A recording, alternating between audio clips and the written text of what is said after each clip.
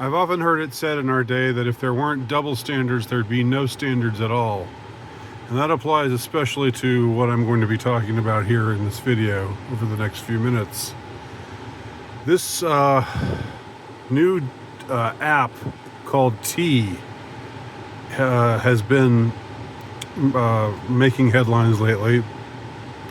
It's an app that's for women only, and the purpose of T, it's like, spill the tea, give me the tea.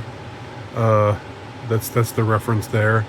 And you go on, and you're on there with a bunch of other women, and you just talk about men that you've dated, or that you're thinking about dating, and if these men are any good or not, if they're just bastards, or if they just use problematic language, and what have you, or if they're just incels, and you don't want to give them any further notice, and just want to make fun of them together for being incels. This, as I understand it, is basically what the app is about. And the frightening thing is that while the app supposedly protects your anonymity, although that has not, as we've seen lately, I'll get to this in a second, that has proven not to be the case.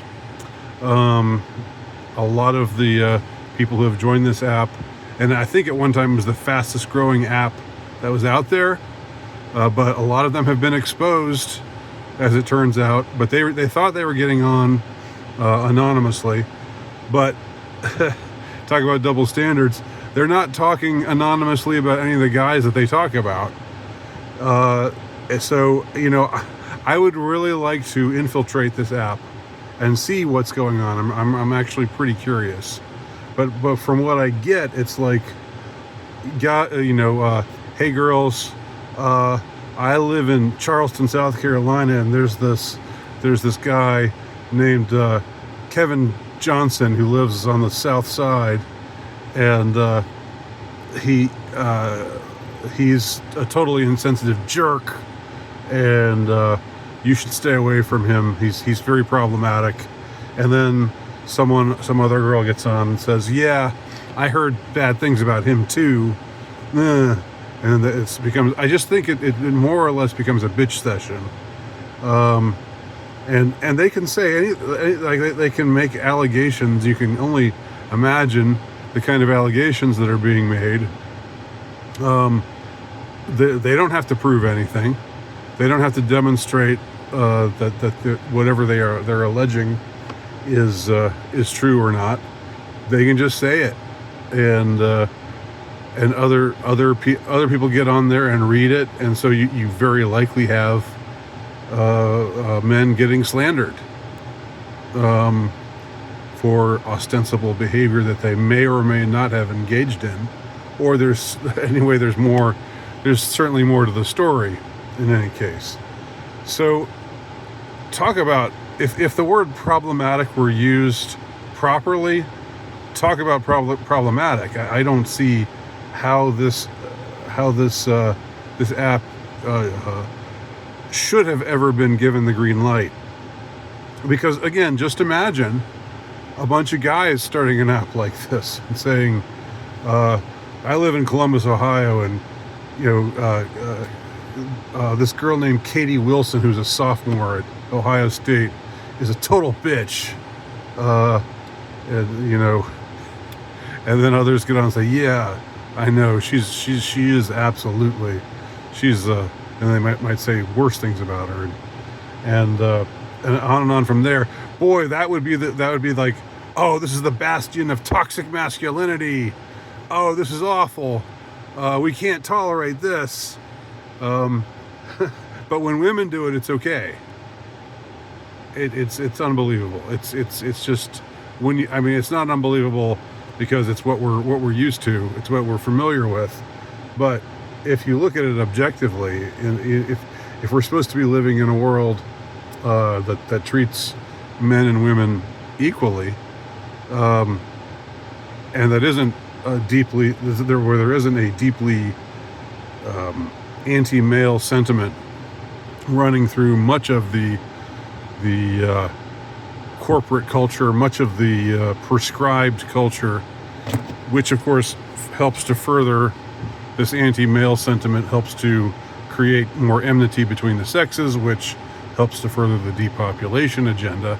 That, in my mind, is really at the heart of everything that they push, everything that gets pushed on an official level, as opposed to, the counter, the backlash, which, surely always these kinds of sentiments, when you have a very anti-male society, it kicks off a backlash. You better believe it does. So what happened here was there was a data breach, and a lot of the women, maybe all of them, I'm not sure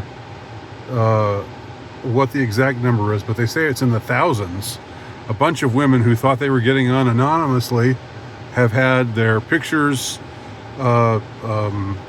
exposed to the world on 4chan, and have had, I think, their identities also exposed. So turnabout's fair play. That's how I would see this wrinkle in the story. This development in this story, but the mainstream media, God bless them, and I don't really mean God bless them, but it's what you say in the South when you hate somebody. So I'm just becoming a Southerner here. What is it? It's not God bless them. It's bless their hearts. Bless their hearts.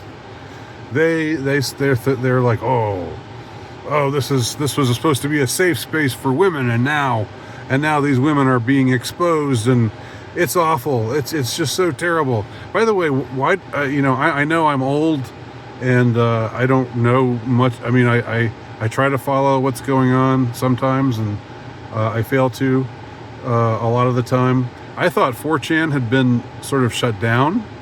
Wasn't that a story a couple months ago that 4chan was exposed as being a bunch of psyops, a bunch of glowies, whether American or Israeli? But I guess 4chan's back, and they're at it again. So this site T is allowed to exist for women. Nothing similar would be allowed to exist for men. There you go. Double standard. If there weren't double standards, there would be no standards.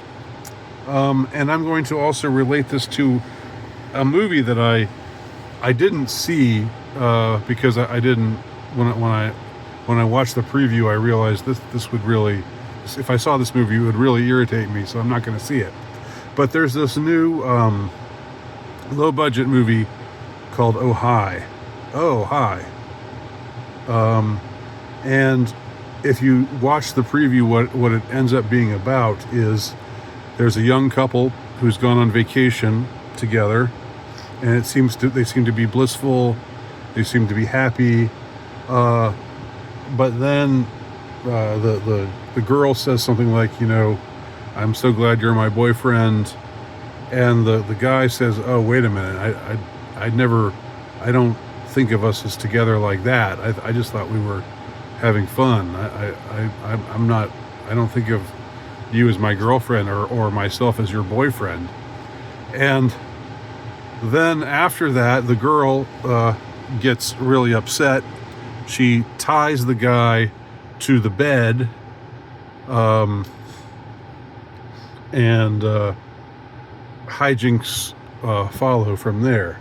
And it's just sort of suggested in some way. I mean, it's supposed to be humorous, but it's suggested that in some way the girl is correct to be doing this, because this guy, obviously just led her along and when he really didn't have uh, any desire the whole time to do the honorable thing, which is to be her boyfriend. If a girl wants you to be her boyfriend, then you should become her boyfriend.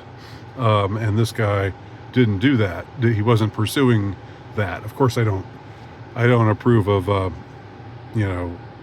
premarital sex or sex outside of wedlock. So in that sense, this guy, in this case, they're both doing something wrong, because it's clear that they're having sex. But anyway, so guy is bad if he quote tricks or quote gaslights a girl into making her think that they're in a relationship, when actually he's never said that they're in a relationship, and he didn't, and he even was honest when she said, you're my boyfriend now. He could have just lied and said yeah, and then after their weekend ghosted her, but he wanted to make it clear, no, I don't see us like that. And that supposedly, in some way, I know it's supposed to be humorous, but in some way justifies her holding him hostage and doing various things, basically kidnapping him, holding him there against his will, and so forth. I don't know where it all goes. I guess it probably resolves in some way that's. I hope it doesn't end with her killing him. I don't get the feeling that it's going to go quite that far, but it seems to be justifying her behavior, because or getting us to feel sympathy for her and to think of him as a cad for doing what he did. And yet I remember a movie from a few years ago called 500 Days of Summer. Y'all remember that movie? It became this big I thought when I saw it that it was just sort of a bittersweet movie about relationships and stuff. I never knew that it would be this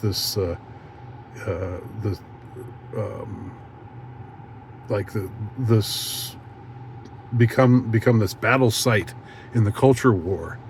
But what you have in the movie is the exact opposite. What you have in the movie is a guy who feels romantically interested in this girl, and for her, for the girl, he's just kind of a fling. He's just something that they'll have fun together for maybe a little bit, and then she'll move on, and so it's the reverse of it's the very reverse of the premise of Oh Hi. But as I recall, when you hear people commenting on that movie, it's just like, oh, this guy's, he's so problematic. He's so, what's the word? I can't even think of the word right now. But this guy's, he just thinks that because he wants to be in a relationship with her, that she should want to be in a relationship with him. And so, but there's nothing wrong with her just wanting to have a fling with him. There's nothing wrong with that. Girls can do that if they want, and they should not be shamed for doing that. That's been the sort of strident kind of commentary which issues from, which inevitably you hear when people talk about this movie. And it's the same thing. It's like if in the movie Oh Hi, the girl is wrong, or the guy is wrong to have tricked her in some way into thinking that they're together, that they're a couple, when they're actually, in his mind, just sort of having a fling, going around having fun. And yes, part of that fun involves having sex, but that he doesn't want to feel tied down to her. Then why is she not a cad? Why is the female character in 500 Days of Summer not a cad for doing the exact same thing? Once again, it puts this all on display. This anti-male animus that's just being pumped through the culture, that's being pumped through the the approved institutions of the culture. If you read an article about this in the New York Times or the Washington Post or anywhere, and anywhere that's affiliated with the establishment, whether it's the establishment newspapers or the sort of off, like the leftist weeklies, like Creative Loafing that you'd find in Atlanta or whatnot. The approved way of thinking about this movie is the guy is being a jerk for getting lovesick, for getting hung up on this girl who only sees him as a fling, and that's deeply problematic on his part. But again, there's no commentary, no similar commentary in Ojai. In Ojai, the guy is a jerk because he's a cad, because he led her along, and she wants him to be her boyfriend, and he's willing to have sex with her and not be her boyfriend. It's got to be one way or the other. It's got to be both. If it works for the goose, it should work for the gander. But that's this constant double standard, and this site, this new app, the T app, is one example of it, and the difference between how these two movies are treated is yet another example of it. So there you go. Why are men becoming more and more disillusioned? Why are more and more men seeking to go their own way? Which, of course, that I'm not necessarily endorsing it. I'm not saying that everybody should get married either, but I'm not. I do believe in traditional marriage, but it's definitely not the way that the culture is leading us right now. And it's yet another sign that we should not pay attention to the dominant culture and what they try to teach us, because it's not only deeply flawed, it's deeply evil. Thanks for watching. Leave your thoughts below.